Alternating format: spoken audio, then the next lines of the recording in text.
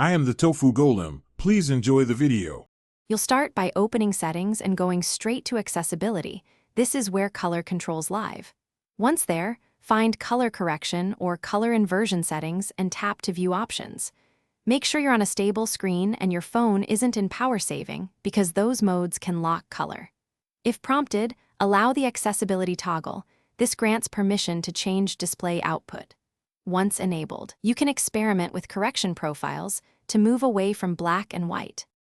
Now you'll adjust the specific controls that cause black and white displays.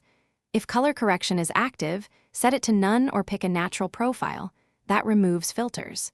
If you previously enabled developer options, open them and find Simulate Color Space. Set it to disabled.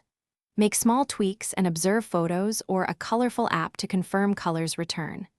If changes don't show immediately, apply them and restart the device, so System UI refreshes the display. Finish by confirming normal color across apps. Open your gallery, a web page, and settings to verify.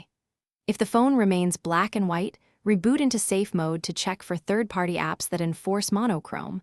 Uninstall any culprits and retest. As a final step, reset accessibility settings, or, if the issue persists and you suspect software corruption, backup data and perform a factory reset. Key troubleshooting tip: always test safe mode first to avoid unnecessary resets. Thanks for watching. Consider subscribing if we helped you today.